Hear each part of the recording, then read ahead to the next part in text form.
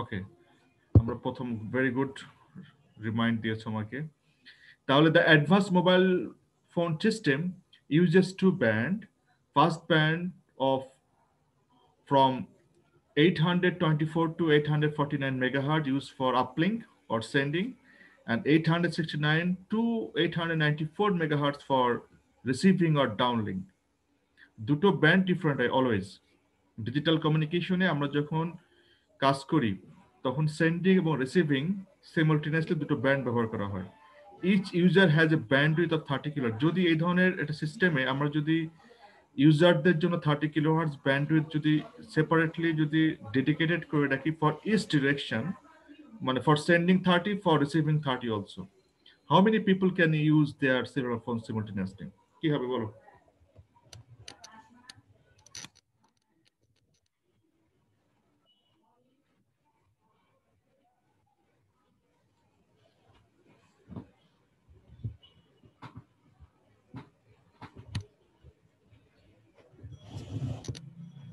এটা পারছো না? তোমাদের জন্য 100 টাকা বরাদ্দ আছে। যদি সবার 5 টাকা লাগে তাহলে সবাই তাহলে কতজন সে 100 টাকা ভাগ পাবে? 20 জন পাবে স্যার, 5-10 এটা তো সিম্পল হিসাব, এটার জন্য এতক্ষণ ওয়েট করছো কেন? How many users can use that signal simultaneously? তুমি দুভাবেই করতে পারো। একটি হলো যে আমার তো সেন্ডিং ও রিসিভিং দুটোতে দেখতে পাচ্ছি আমি 25 মেগাহার্টজ করে লাগছে, যাওয়ার জন্য 25, আসার জন্য 25। আবার স্যার এই 25 কে 30 কিলো হার্জ 25 মেগাহার্টজ কে 30 কিলো হার্জ দিয়ে ভাগ করলে কি পাওয়া যাবে? এক্স্যাক্টলি 25 মেগাহার্টজ কে 30 কিলোহার্টজ দিয়ে ভাগ দিলে পাওয়া যাবে, অথবা 25 25 50 কে 30 30 60, মানে 50 কে 60 দিয়ে ভাগ দিয়ে পাওয়া যাবে, একই রেজাল্ট আসবে। তো ভাগ দিয়ে যেটা দেখা যাবে, দেখো 833 আসবে, 33.33। বাট রিয়েলিটি আমাদের ব্যান্ডটা আসলে ভাগ করা আছে 832টা চ্যানেলে, তার মধ্যে 42টা চ্যানেল থাকে ফর কন্ট্রোলিং, আর আমরা ইউজেবল ফর দ্য পিপল 790টা থাকে। ঠিক আছে, এটা একটা সিম্পল ম্যাথমেটিক্স। ওকে, এখন আসি আমরা ওয়েভলেন্থ। আচ্ছা, আগে তাহলে এখানে কোনো সমস্যা আছে, কোনো কোশ্চেন আছে? স্যার এখানে 42টা চ্যানেল যেটা থাকে ইউজারটাকে ফিক্সড করা? এটা মোটামুটি ফিক্স করা আর কি। আচ্ছা স্যার। হুম,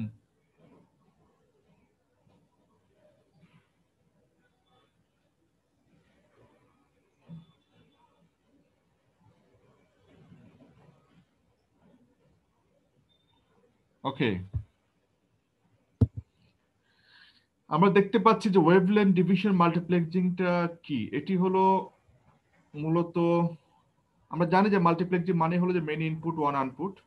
তাহলে এরকম দেখো তিনটা ডিফারেন্ট ওয়েভলেন্থের ফ্রিকোয়েন্সি যুক্ত হচ্ছে এবং একটি চ্যানেল দিয়ে এর তিনটা ওয়েভলেন্থ মানে যাচ্ছে। এটি এই ধরনের সিগন্যাল সাধারণত আমরা অপটিক্যাল সিগন্যালের ক্ষেত্রে আমরা এটা ব্যবহার করি, বিশেষ করে অপটিক্যাল ফাইবার কমিউনিকেশনে আমরা যে অপটিক্যাল সিগন্যাল ব্যবহার করি সেই ধরনের মাল্টিপ্লেক্সিং এ আমরা ওয়েভলেন্থ ডিভিশন মাল্টিপ্লেক্সিং ব্যবহার করি। তাহলে wavelength division multiplexing is an analog multiplexing technique to combine optical signal. যেটা বলছিলাম যে অপটিক্যাল সিগন্যালের ক্ষেত্রে এটা ব্যবহার করা হয়। So WDM is an analog multiplexing technique to combine optical signals. আমরা যদি প্রিজমের কথা চিন্তা করি অ্যাজ এ মাল্টিপ্লেক্সার, তাহলে তিনটা ডিফারেন্ট ওয়েভলেন্থের লাইট সিগন্যাল পাস হচ্ছে, পাস হওয়ার পরে একটি মাত্র ফাইবার একটি অপটিক কেবল দিয়ে পার হচ্ছে এবং আবার ডিমাল্টিপ্লেক্সিং এ আবার সেপারেট হয়ে যাচ্ছে। Concept is very simple. তারপর আসলে টাইম ডিভিশন মাল্টিপ্লেক্সিং। আমরা এফডিএম এ যেমন দেখেছি যে আমাদের মাল্টিপ্লেক্সিং গুলো channel N channel but one link দিয়ে যখন যায় সেগুলি রো আকারে সাজানো থাকে, রো আকারে পরপর বসানো থাকে। বাট এখানে আমরা দেখতে পাচ্ছি not row, it's looks like column. মানে যে কলাম, যে খাড়া খাড়া কলাম হয়ে আছে মানে লম্বালম্বি ভাবে, দেখো এটা ইয়েলো, একটা পিঙ্ক, একটা হোয়াইট, অর্থাৎ টাইম শেয়ারিং করে করে আমি এই সিগন্যালটা পাস করি। একটু খেয়াল করো যে কম্পিউটার, 4টি কম্পিউটার আছে রিসিভিং সেন্ডিং, 4টি আছে রিসিভিং। তো 4টি কম্পিউটার 1 2 3 4 আমরা দেখতে পাচ্ছি যে এক নম্বর কম্পিউটার দেখো হলুদ আকারের একটা অংশ, 2 নম্বর 3 নম্বর 4 নম্বর কম্পিউটারের ডেটা, আবার মাঝখানে আবার পিঙ্ক আলাদা, আবার পরে হোয়াইট, অর্থাৎ তিনটা মানে একটা সিগন্যালকে মানে এক নম্বর কম্পিউটার সিগন্যালকে তিনটা ভাগে ভাগ করেছে, তিনটা ভাগে ভাগ করে তিনটা সময় পার করেছে, মানে সময়গুলোকে সবাইকে দিয়েছে, কেউ আগে পরে এমন নাই বিষয়টা। ঠিক আছে, যে সবার পরে ঢুকবে সে সবার আগে ঢুকবে। হ্যাঁ, এইভাবে আমরা এটাকে কম্বাইন করেছি, অর্থাৎ একটা টোটাল সিগন্যালকে আমরা স্লট আকারে ভাগ করেছি, টাইম স্লট। ডাটা ফ্লোর যেদিকে অ্যারো দেওয়া আছে সেটি মূলত টাইম স্লট। তাহলে এই টোটাল টাইমটের মধ্যে আমরা একটা সিগন্যালকে 3 ভাগে ভাগ করে পাস করছি।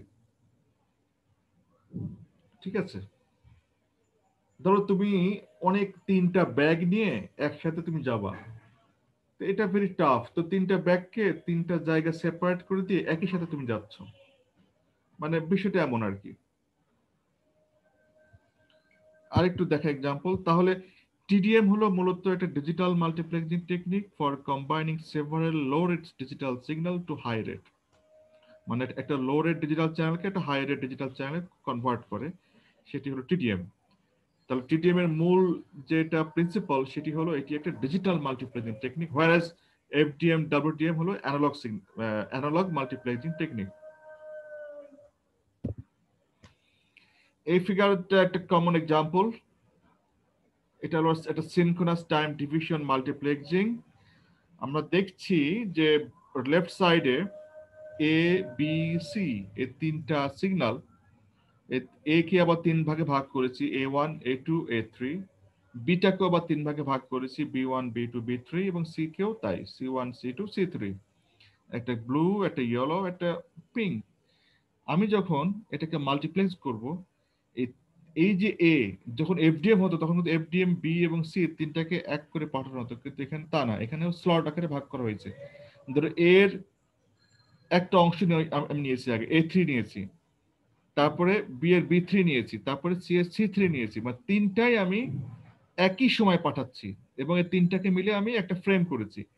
তারপরে তারপরে ফ্রেম আছে A2 B2 C2, মানে ওই কমপ্লিট এ মেসেজের শুধুমাত্র এই অংশ A2 অংশটুকু, মানে একটা অংশ সেগমেন্ট। বি এর টোটাল বি থেকে আমি B2 নিয়েছি, টোটাল সি থেকে C2 নিয়েছি, তাহলে A2 B2 C2 কে আমরা একটা ফ্রেম বানাইছি, সেটাকে ফ্রেম 2 বলছি।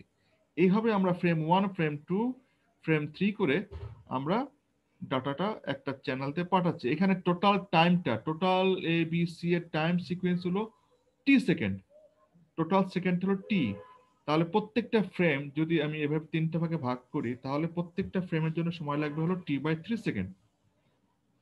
তাহলে দেখতে পাচ্ছি যে each frame in 3 time slot, and each time slot duration is T/3 second. আর টোটাল টাইমটা data rate taken from each line every T second, মানে প্রতিটা টি সেকেন্ড ধরে পাঠাবে, কিন্তু টি সেকেন্ডকে আমরা আবার একটা ফ্রেম আকারে ভাগ করেছি প্রত্যেকটা ক্ষুদ্র অংশ নিয়ে, এবং সেই ক্ষুদ্র অংশগুলো 3টে ক্ষুদ্র অংশ নিয়ে আমরা ফ্রেম তৈরি করেছি। আচ্ছা, এখানে কারো বুঝতে অসুবিধা আছে?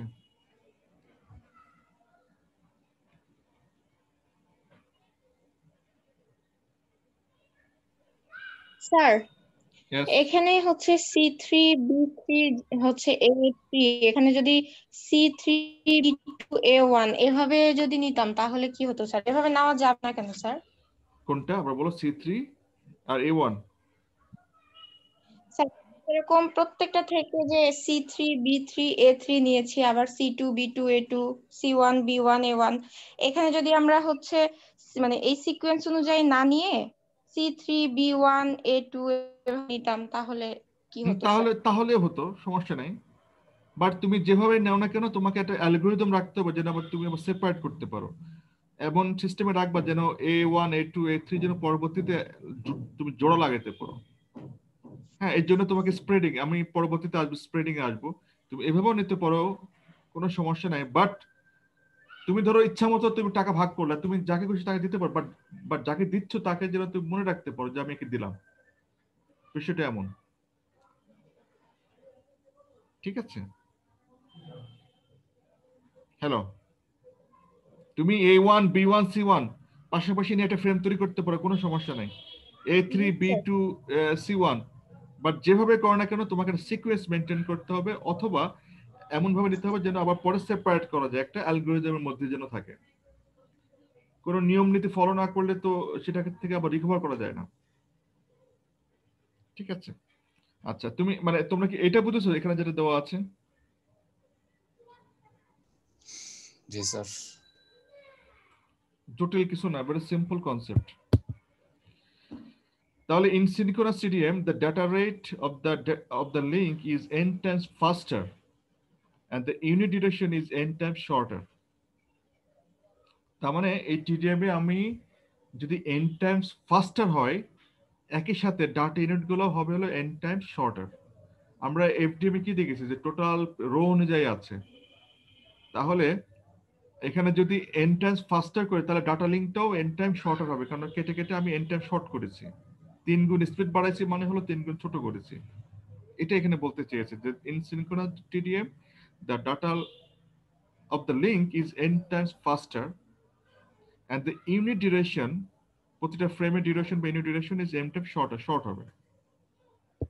অর্থাৎ এই টোটাল এ, যেমন ধরো A3 A2 A1, এই টোটাল এ কে না পাঠিয়ে আমি একটা অংশ পাঠাচ্ছি, A1 পাঠাচ্ছি বা B2 বা A2 পাঠাচ্ছি, তার মানে কি এটা আমি ভেঙে পাঠাচ্ছি, তার মানে হলো 3 গুণ জোরে পাঠাচ্ছি, আমি ফাস্ট করছি, বা ডাটা লেন্থ গুলো আবার 3 গুণ শর্ট হচ্ছে। মানে শর্ট হচ্ছে বলতে মানে পুরো এটা মানে আমার লাগছে না, তাই না? বুঝতে পারছো বিষয়টা? হ্যালো হ্যালো, শুনতে পাচ্ছ আমার কথা? জি স্যার, শুনতে পাচ্ছি স্যার। রেসপন্স না করলে হবে কি? জি স্যার, শোনা যায় sir.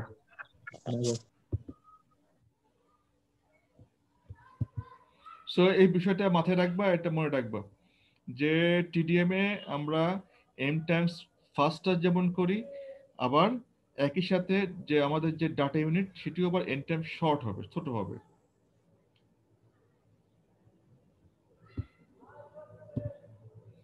Okay, look at this figure, sorry figure না, লুক এট দিস প্রবলেম। মনে রাখবা এই পরে যে 3-4টা প্রবলেম আছে, সেই ধরনের প্রবলেম তোমাদের ফাইনাল অ্যাসাইনমেন্টে আসবে, হয়তো অন্য ভ্যালু দিয়ে বা অন্যভাবে, বাট এই টাইপের প্রবলেম আসবে পরীক্ষায় ফাইনাল অ্যাসাইনমেন্টে।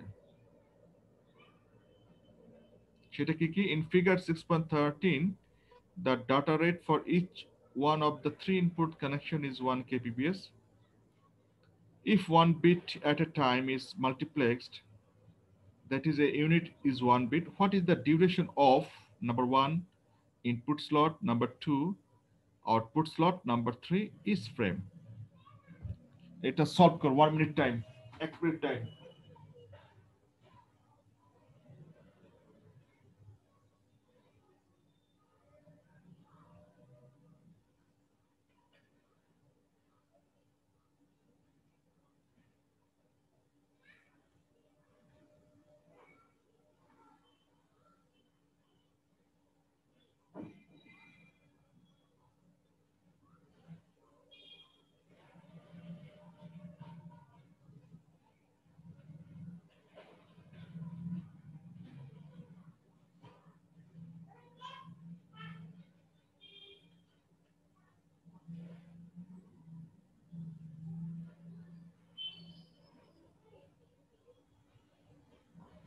যারা সলভ করতে পারছো আমাকে জানাও।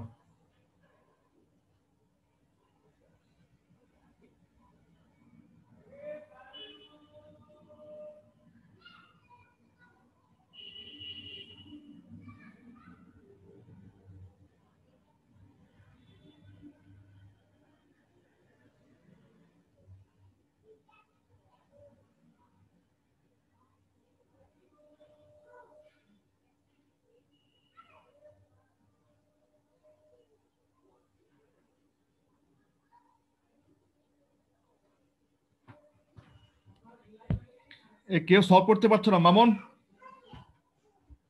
দায়ান, পারছি না স্যার। হ্যাঁ পারছি না স্যার। এটা পারছো না? ওকে, কেন পারছো না বুঝছি আমাকে স্যার। বলো। তুমি data rate for each one of the three input connection, তিনটে ইনপুট কানেকশন আছে, ঠিক আছে? Data rate for each one of the three input connection, প্রত্যেকটা কানেকশনে আছে 1 kbps ডাটা, that is 1000 bit. If one bit at a time is multiplexed, what is the duration of each input slot? তাহলে প্রত্যেকটা input স্লটে duration কি হবে? হ্যাঁ, 1 kbps মানে কি 1 কিলো বিট পার সেকেন্ড। তাহলে একটা বিটের জন্য কত সময় লাগবে? 1/1000 সেকেন্ড সময় লাগবে, তার মানে 1 মিলি সেকেন্ড সময় লাগবে। So duration of the input time slot is 1 millisecond, কারণ প্রতিটা বিটের জন্য তো 1 সেকেন্ড মানে 1 মিলি সেকেন্ড লাগতেছে। তাহলে 1000টা বিটের জন্য 1000 তার মানে 1 kbps হচ্ছে।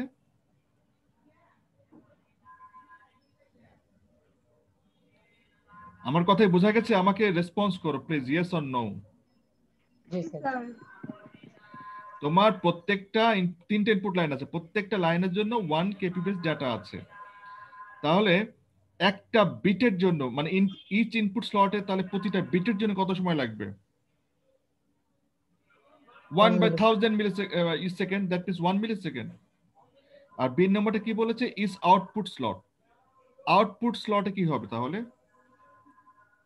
আউটপুট আমরা জানি মাল্টিপ্লেক্সিং মানে হলো যে মেনি ইনপুট ওয়ান আউটপুট, তাহলে তিনটা ইনপুট হয়েছে একইভাবে, তাহলে আউটপুট তাহলে কি হবে? 3/1 হবে, তাহলে তাহলে 1/3 সেকেন্ড হবে, 1/3 মিলিসেকেন্ড হবে কিনা বলো? জি স্যার। জি স্যার। তারপরে ইজ ফ্রেম, ফ্রেম তাহলে কি হবে? ফ্রেম আবার তিনটাকে গুণ করে, তাই না? তিনটার সমান অংশ নিয়েছে, প্রতিটা বিট থেকে মানে প্রতিটা লাইন থেকে একটা করে অংশ যদি নেয়, তাহলে 3, তাহলে 3 গুণ হবে, 3 গুণ। আর যে আউটপুট স্লটে, প্রতিটা আউটপুট স্লটে থাকে 1/3, তার মানে 3 গুণ 1/3, তার মানে আউটপুট ফ্রেমেও হবে 1 ms 1 ms হবে। ক্লিয়ার? জি স্যার। জি স্যার। এইভাবে তোমাদের, এটা খুবই সিম্পল একটা প্রবলেম, এইভাবে তোমাদের টিডিএম এর উপরে পরীক্ষায় একটা এবং একাধিক প্রবলেম থাকবে, যেটা তোমাকে 5 মিনিট থেকে 10 মিনিটের মধ্যে সলভ করতে হবে।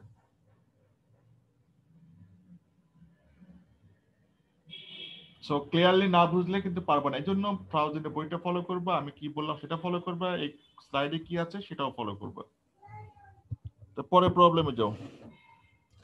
একই প্রবলেম আমি তোমাদের কাছ থেকে এক্সপেক্ট করব তোমরা, আমি প্রবলেম আমি আর কথা বলবো না, এই ধরনের প্রবলেম তোমরা রুমে আমার ক্লাসের পরে বাসায় বসে, জায়গায় বসে, যেখানে থাকো বাস করো ঘুমাও, সেখানে বসে এগুলো স্টাডি করবে এবং সলভ করবে। এখানে সলিউশন দেওয়া আছে এই একই ভাবে, একই স্টাইলে, ঠিক আছে, একই সেম ওয়েতে। সুতরাং আমি এইসব প্রবলেম স্কিপ করছি কারণ এগুলো পরীক্ষায় আসবে এবং তোমাকে নিজে থেকে এটা বুঝতে হবে। ওই প্রথম যে আমি প্রবলেমটা বললাম সেম ওয়েতে। আচ্ছা, আমরা we are getting close to finish this PPT. একটা জিনিস শুধু আমি বলি, ইন্টারলেভিং, সেটি হলো যে the process of taking a group of bits from each input line for multiplexing is called interleaving. So the process, এটা হলো একটা ইন্টারলেভিং একটা process, the process of taking a group of bit, একটা group of বিটকে নেওয়ার জন্য যে প্রসেস, from each input line for multiplexing called ইন্টারলেভিং। তার মানে বিষয়টা সহজ করে বললে হয় যে মানে ইন্টারলেভিং মানে হলো এক ধরনের গ্যাপ, আমি ইনপুট এবং আউটপুটের মাঝে সিনক্রোনাইজেশনের জন্যই মূলত ইন্টারলেভিংটা করা হয়। মানে ইনপুটে আমি এভাবে স্লট আকারে ভাগ করে করে দিচ্ছি, আউটপুটেও যেন ঠিক সেম ওয়েতে যেন আমি আউটপুটটা পাই। এই যে ইনপুট এবং এই যে আউটপুট, এই দুটার মধ্যে সংজ্ঞায়িত করার জন্য, কমন একটা সিনক্রোনাইজেশন করার জন্য ইন্টারলিভিংটা ব্যবহার করা হয়। মূলত এরকম A1 B1 মাঝে ফ্রেম আছে, এই সিনক্রোনাইজেশনটা না হলে কে কোথায় কার সাথে, মানে ধরো এর মধ্যে বি ঢুকে যাচ্ছে আউটপুটে, বা বি এর মধ্যে সি চলে আসতেছে, এরকম যেন না হয়। আমি যতই মাঝখানে বিভিন্ন রকমের যেটা একটু আগে একটা মেয়ে কি বলে, জান্নাতুন নেশা নাকি, আমি তো খেয়াল নাই কি বললো এটা, যে এর সাথে, জান্নাতুন নিসাই বলছে। হ্যাঁ মানে এই ওয়ানের সাথে C1 সরি C2 বা B2 কেন যুক্ত হবে না? যুক্ত করাই যাবে if you make some algorithm for the synchronization, then you can do it because but আমি যেন ফাইনালি আউটপুট যেন এটা পাই। তুমি ভিতরে যা খুশি তাই করো না কেন, তুমি যদি পড়াশোনা না করো, যদি A+ পাও, no problem, but I need your result. So আমি এখান থেকে আর পড়া লাগবে না, এখান থেকে স্কিপ করে চলে যাবো একদম শেষের দিকে, সেটি হলো স্প্রেড স্পেকট্রাম। আমি এখান থেকে আর পড়া লাগবে না, ঠিক আছে, দেখা লাগবে না আপাতত। স্প্রেড স্পেকট্রামে চলে যাবে, এই যে ফ্রিকোয়েন্সি হপ স্প্রেড স্পেকট্রাম এবং direct sequence spread spectrum.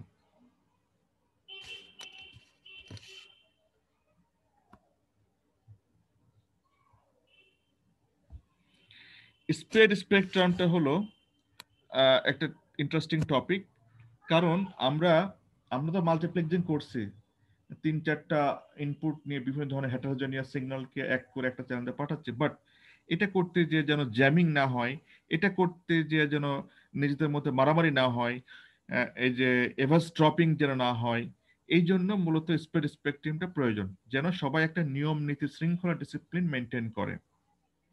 Spread spectrum spread মানে ছড়ানো, তাই না? আমি বিভিন্ন জায়গা থেকে সোর্স নিয়ে আসছি, ধরো হেটারোজেনাস পিপল, ধরো তোমরা তোমাদের ক্লাসে 30 জন স্টুডেন্ট আছো, তোমরা বিভিন্ন জায়গায় তোমাদের লোকেশন অ্যাড্রেস, সবাই বিভিন্ন জায়গা থেকে এসে তোমরা একটা রুমে বসছো, এটা কিন্তু মাল্টিপ্লেক্সিং। তোমরা different source of city, different source of district থেকে তোমরা আসছো ঢাকাতে একটা জায়গায় একটা রুমে আমার সাথে ক্লাস করো, তার মানে কি সবাই বিভিন্ন জায়গা থেকে এসে এক জায়গায় মিলিত হয়েছে, সেটাকে বলি আমরা মাল্টিপ্লেক্সিং। এখন এই মাল্টিপ্লেক্সিংটা যদি সঠিকভাবে হয়, এই জন্য মূলত স্প্রেড স্পেকট্রাম এই কম্বিনেশনটা যেন ঠিকঠাক হয়। আমরা যদি বলে দিতাম যে সবাই যেন আহ, আহ, একসাথে বসে থাকো, একসাথে ফ্রেন্ডশিপ থাকতে হবে, এখানে বসবে এখানে বসবে, মানে এই যে সিস্টেম ভিতরে গুলো আমি একসাথে করার পরে তোমাদেরকে মেনটেন করাটা কাজ হলো স্প্রেড স্পেকট্রামের কাজ, মানে আমাদের কাজ, যেন কেউ কারোর সাথে মারামারি না করো, কেউ কারোর সাথে মানে ঠুকাঠুকি না করো, হাতাহাতি না করো, ঠিক আছে, জ্যামিং যেন না হয়। আর আর কমিউনিকেশন ক্ষেত্রে যেন সিগন্যাল গুলো একসাথে হয়ে যেন জ্যামিং না হয়ে যায়, আবার একটা সিগন্যালের কারণে আরেকটা সিগন্যাল একটু উইক হলে যেন সেটা ড্রপিং না হয়ে যায়, ঠিক আছে। এইগুলোর জন্যই মূলত আমাদের স্প্রেড স্পেকট্রাম টেকনিকটা। তো এটা মূলত দুই ভাবে করা হয়, একটি হলো ফ্রিকোয়েন্সি হপিং স্প্রেড স্পেকট্রাম, আর একটি হলো ডাইরেক্ট সিকোয়েন্স স্প্রেড স্পেকট্রাম। এই দুইটা ভেরি ইম্পর্টেন্ট, এবং দুটি হলো আমাদের কমিউনিকেশন সিস্টেমের কোর লেভেলের কাজ, very much core level. Practically একটা জিনিস অ্যাপ্লাই করে যখন মাল্টিপ্লেক্সিং করতে যাচ্ছ, তখন স্প্রেড স্পেকট্রাম টেকনিক যদি ঠিকঠাক না হয়, তাহলে কিন্তু সব এলোমেলো হয়ে যাবে, মাল্টিপ্লেক্সিং এর যে মূল উদ্দেশ্য সেটি নষ্ট হয়ে যাবে, ব্যান্ডউইথ ইউটিলাইজেশনের যে আমাদের স্কিম সেটাই নষ্ট হয়ে যাবে। যদি আমি ব্যান্ডউইথ ইউটিলাইজ করলাম, প্রপারলি করলাম, কিন্তু ফাইনালি আমি কোনো ডাটা পাচ্ছি না, ভুলভাল ডাটা পাচ্ছি, তাহলে তো সেই ইউটিলাইজেশন করে লাভ নাই। যেটা করতে যে যদি আমার আমি আউটপুট না পাই, আমি যদি কোনো রেজাল্টই না পাই, তাহলে সেই কমিয়ে টাকা কমিয়ে তো লাভ নাই। মানে বিষয়টা এমন যে আমি সস্তা কিনতে গেলাম, আমি ম্যানেজমেন্ট করার জন্য খুব ভালোভাবে করতে গেলাম, কিন্তু আমি কোনো আউটপুট পাচ্ছি না, তাহলে তো সেই ম্যানেজমেন্ট করে লাভ নাই। আমার দরকার আউটপুট। সুতরাং মাল্টিপ্লেক্সিং এ করবো, স্পেকট্রাম করবো, যেন মাল্টিপ্লেক্সিং এর যেটা যে কারণে প্রবলেম হতে পারে সেটা যেন না হয়। তোমরা কি স্প্রেড স্পেকট্রামের কনসেপ্টটা বুঝতে পারছো? থিম স্যার আপাতত বুঝতে পারছি। আপাতত আরো বোঝার অনেক বিষয় আছে। স্যার বেসিকটা আপাতত বুঝতে পারছি।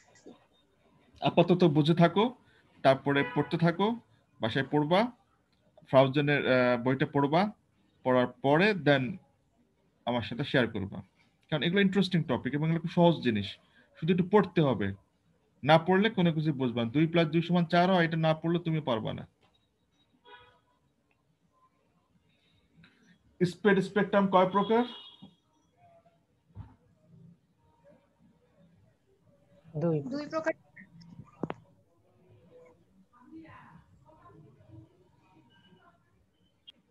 একটা হলো ফ্রিকোয়েন্সি হপিং আর একটা হলো ডাইরেক্ট সিকোয়েন্স। ওকে, আচ্ছা, খুব সহজ জিনিস, আমি খুব দ্রুত শেষ করে দিই। আমি আসলে মেন্টালি খুবই আমি মানে ইয়ে হয়ে আছি, কি বলে এটাকে, occupied because of the conference. তোমাদের ব্যাচের কেউ কি আমাদের সাথে ভলান্টিয়ার হিসেবে আছো কনফারেন্সে? স্যার আমি আছি স্যার, আমি এখন এই যে কিট বিতরণের সাথে আছি স্যার, এই যে স্যারদের সাথে তুমি ওইখানে দিকে আছি স্যার। তুমি স্যারদের সাথে কাজ করছো, আমার সাথে ক্লাস করছো? জি স্যার, আমি মানে মাইক্রোর ভিতরে আছি, মাইক্রো ক্লাসের ভিতরে আছি স্যার। তোমার সাথে কোন স্যার আছে? গুলজার স্যার আছে আর আরেকজন ট্রিপল ডিপার্টমেন্ট স্যার আছে। গুলজার আছে, জি স্যার। ওকে, তাহলে ক্লাস করতে থাকো। তাহলে very bravely he is working, okay, with the class and the working good. ওকে, তারপরে হলো এটা গেল ওকে ফ্রিকোয়েন্সি হপিং। ওকে, তাহলে স্পেকট্রামের মূল যে প্রিন্সিপলটা সেটি এখানে লেখা আছে 4টি লাইন। আমি যা যা বলেছি এখানে তাড়াতাড়ি পড়ে নিব, আমি আর পড়ছি না। শুধু একটা জিনিস আমি শুধু বলি সংক্ষেপে। মূল বিষয়টা হলো জান্নাতুন নেশা একজন মানুষ, ঠিক আছে, এতটুকু হলে এটা হলো ব্যান্ডউইথ, এতটুকু হলো সিগন্যাল। কিন্তু জান্নাতুন নেশার মতো মানুষ তো আরো অনেকেই আছে, আমি আছি, তুমি আছো, আরো অনেক ক্লাসে আছে। তাহলে জান্নাতুন নেশার সাথে আরো কিছু ট্যাগ যোগ করতে হবে, আরো কিছু ইনফরমেশন অ্যাড করতে হবে।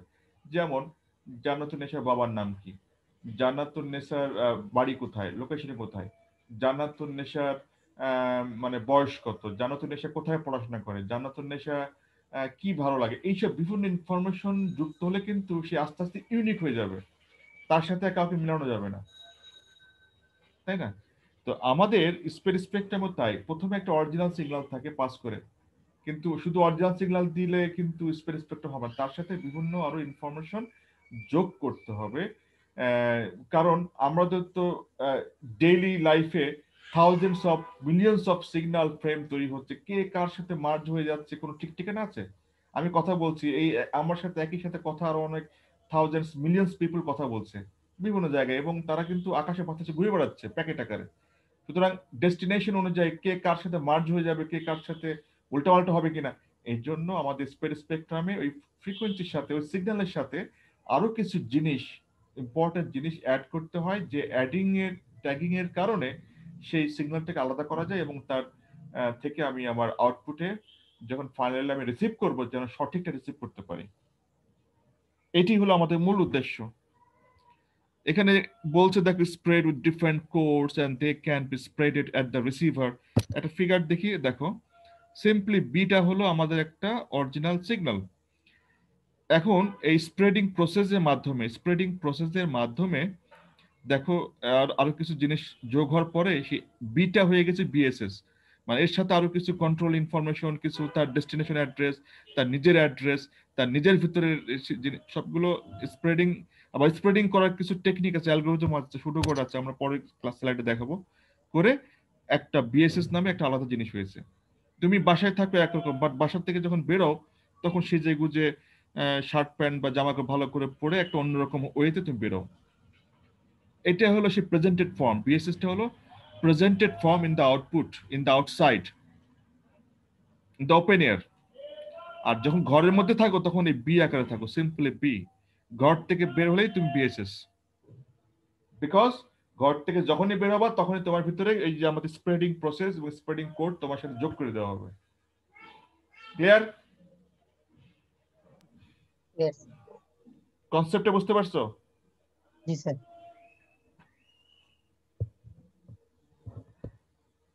ওকে, এটি হলো ফ্রিকোয়েন্সি হপিং স্পেকট্রাম। এটি একটা টোটাল প্রসিডিউর। সেটা হলো অরিজিনাল সিগন্যাল, মডুলেটর আছে, স্প্রেড সিগন্যাল আউটপুট। বাট এই মডুলেটরের ভিতর দিয়ে আবার দেখো ফ্রিকোয়েন্সি টেবিল আছে, ফ্রিকোয়েন্সি সিনথেসাইজার আছে, হ্যাঁ, কোড জেনারেটর আছে, অর্থাৎ অনেকগুলো স্টেপস এর ভিতরে যোগ হয়ে এর সাথে অ্যাডিং হয়ে তারপরে একটা স্প্রেড সিগন্যাল তৈরি হয়। এখন এটা কিভাবে হয় আমরা একটু দেখি। এখানে একটা এক্সাম্পল আছে, frequency selection of frequency hop. দেখো এখানে কোড আছে বাম পাশে, বাইনারি কোড 0000001, ঠিক আছে, তার এগেনস্টে বিভিন্ন ফ্রিকোয়েন্সি তোমার দেওয়া আছে 200 থেকে শুরু করে 900 পর্যন্ত। এটা অ্যাজ ফর এক্সাম্পল। তাহলে ওই 101 একটা বিট যুক্ত হয়ে 700 সাথে যাবে। তার মানে আমি খুব ইজিলি বুঝতে পারবো একটা ফ্রিকোয়েন্সি টেবিল থাকলে যে অ্যাকচুয়ালি কোন ফ্রিকোয়েন্সিটা কিভাবে কোন স্প্রেডে কার সাথে যুক্ত হয়েছে।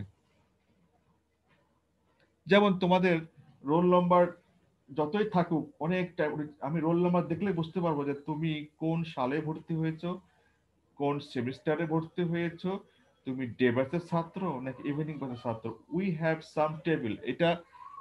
এটা তো আমাদের সিম্পল ইস্যুস, কিন্তু যখন ফ্রিকোয়েন্সি নিয়ে কথা বলবো তখন এরকম একটা কমপ্লিকেটেড ইস্যুস। ঠিক আছে sir, wait a minute. Hello আসসালাম। ও জি স্যার, হ্যাঁ বলেন স্যার।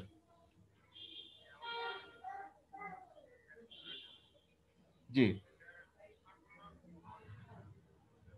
না, পেপার তো অবশ্যই আপনাকে পাঠানো হবে। আপনি কোন আহ,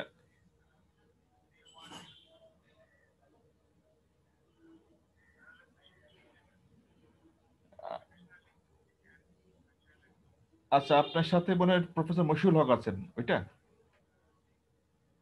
আচ্ছা, ওইটা এখনো কেন পাঠাইনি আমি খোঁজ দিচ্ছি, কারণ এটা তো আমরা সকল পেপার সকল সেশন থেকে পাঠাচ্ছি। আপনারটা হয়তো আহ, হ্যাঁ, প্রত্যেকটা ইমেলে আমরা প্রত্যেকটা সেশন চেয়ারদেরকে পাঠাচ্ছি। এটা গতকাল থেকে শুরু হয়েছে আর কি। আ- আচ্ছা, আসবে। এটা অলরেডি তো আমাদের ইনস্ট্রাকশন ছিল গতকালের মধ্যেই পাঠানো। ওরা কেন মিস করলো আমি একটু আপনাকে জানাচ্ছি।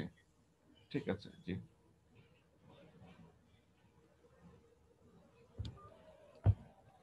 হ্যালো, ওকে। তাহলে এটা আমার আহ্বান থাকবে, তোমরা একটু কষ্ট করে ফ্রাউজেনের বইটা একটু পড়বা। ঠিক আছে? ঠিক আছে স্যার। এটা একটি সাইকেল, এটা দেখলে আরো ক্লিয়ার হবে। তার পরবর্তীতে হপ পিরিয়ড আমরা এরকম করে ভাগ করে নিতে পারি যে কে কোন সাইকেলে, আই মিন হপ পিরিয়ড বলতে সময়, এক একটা সময়ের জন্য এক একটা অকুপাইড হয়ে যাওয়া। ধর প্রথম সেকেন্ডে এটা অকুপাইড 700 নম্বর, যেটা ক্যারিয়ার ফ্রিকোয়েন্সি। 2 নম্বরে 900, 3 নম্বরে 300, 4 নম্বরে 200, এরকম করে আর কি আমরা এইভাবে একটা সাইকেল আকারে, মানে টোটাল কমপ্লিট সাইকেল। ধরো 16 সেকেন্ডে এটা সাইকেল 1 সাইকেল 2, এটা দেখো তাহলে আরো ক্লিয়ার হবে। সরি, এটা না, এটা তো গেল সাইকেলের মানে তোমার বিষয়। অর্থাৎ প্রতিটা সময়কে আমি ইউটিলাইজ করছি উইথ দ্য হেল্প অফ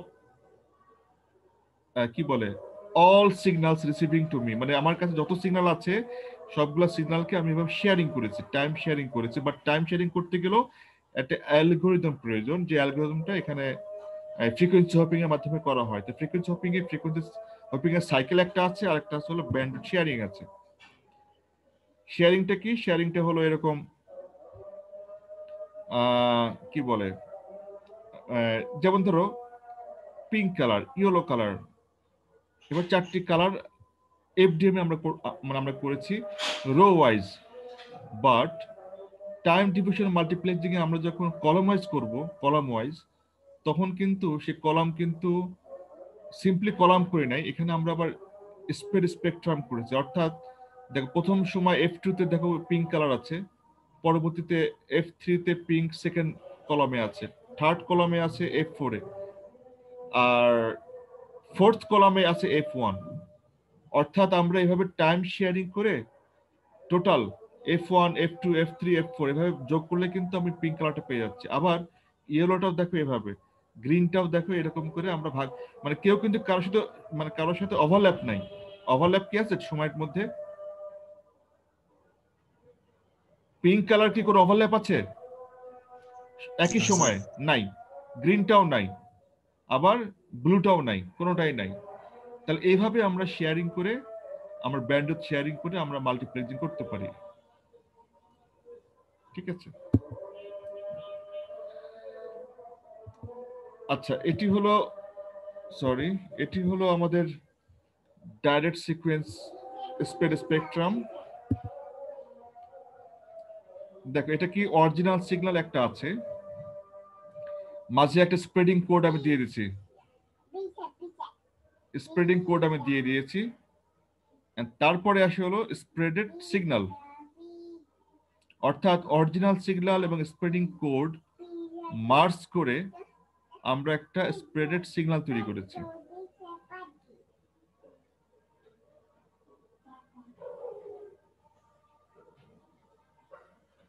দেখো কোনো পার্থক্য কি বুঝতে পারছো? স্প্রেডিং কোডের সাথে স্প্রেডেড সিগন্যালের কোনো পার্থক্য আছে?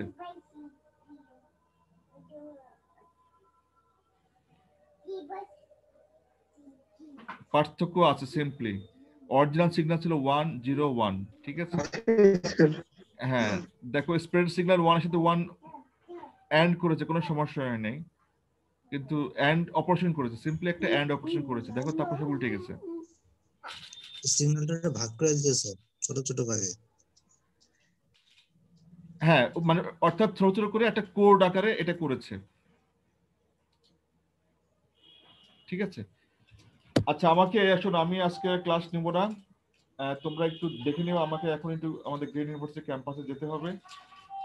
তোমাদের যেটা ইয়ে থাকবে আমার, সেটা হলো একটু নিজেরা পড়বা, আর হলো আজকের পার্সেন্টেজ আমি নিতে পারছি না, তোমরা একটু দায়িত্ব নিয়ে রাখো, নেক্সট ক্লাসে আমাকে 2% একসাথে দিবা, যদি কেউ আজকে থাকে বা না থাকে আমাকে পার্সেন্টেজটা একসাথে দিবা, ঠিক আছে? ওকে ওকে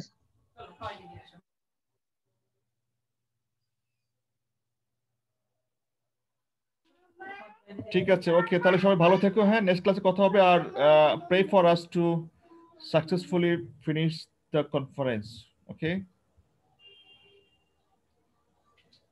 ঠিক আছে স্যার। Okay sir. আসসালামু আলাইকুম স্যার। আসসালাম।